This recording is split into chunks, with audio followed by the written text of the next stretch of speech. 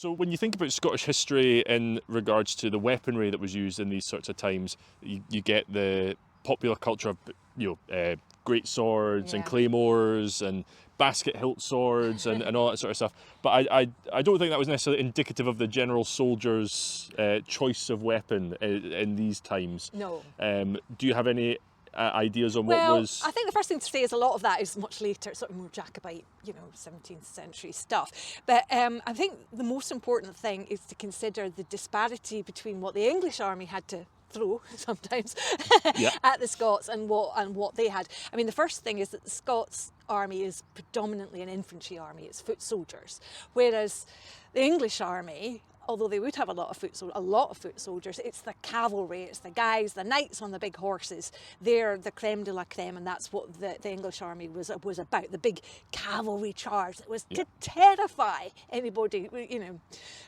up against it. So obviously any knight, doesn't matter whether they're in Scotland or England, would have the best equipment, the sword and the shield and all the armour. They would all have that, and that's expensive bit of kit. So obviously, if you've got all your foot soldiers, Bruce's foot soldiers, what they have is a spear. That's the weapon of choice. It's easily got. Most of it's a wooden handle, and then the metallic bit on the end. And I suppose the question is then how do a lot of guys with a pointy stick go up against this cavalry charge? And that's what foot soldier armies were learning in this period. They would use the terrain, they would use rivers, or they would dig ditches to slow that cavalry charge down. And of course, if you're a horse, you don't tend to like to go up against a pointy stick.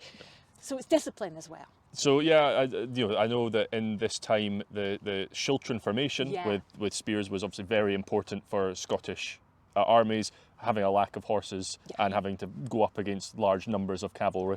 And as you say, I think those with money and those with the means would have the best weapons, the best armour. But your general foot soldiers, your infantry, they'd be padded armour. As you say, a spear which is long bit of wood with a bit of metal on it, so that costs, I suppose, are kept down when footing the bill for weaponry. But you've also got, as we've got an axe on the statue of Robert the Bruce, and at the top of the flagpole there. Again, used for battle, but also a lot of the foot soldiers will have been farmers, landowners. So a lot of infantry was whatever was to hand, especially when fighting the well-funded armies of England. So you do see a lot of axes, of longer reaching weapons, but also knives. Again, if a family had a sword, it was likely to be old and well kept, because you weren't going to be able to have weaponry coming out your ears in those days.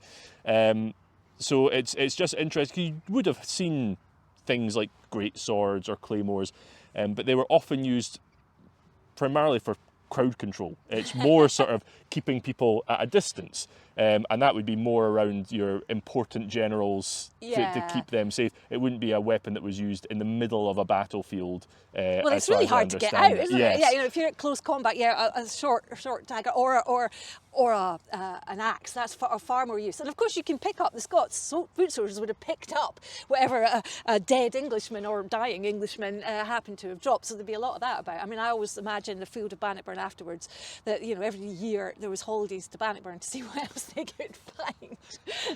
I think it's the expectation as a creative combat specialist.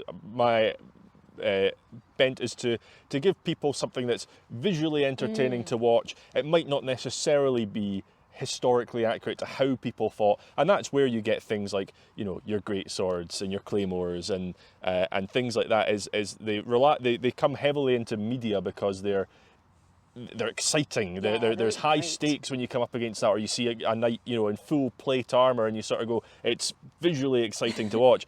That's not necessarily what would have translated into real life history at the time, or as frequently as we're led to believe. So it's good to sort of know what the balance was when you're striking that. I think that's fair. I mean, any medium, if you're being creative about it, you've got a lot of things to juggle. And I know that some of the more recent films like Outlaw King and all that, they very much stressed historical authenticity. And as far as I could, from my point of view, that meant they got the weaponry and the armour right. Didn't matter about what they were actually talking about or depicting on the screen. That would be my quibble about historical authenticity.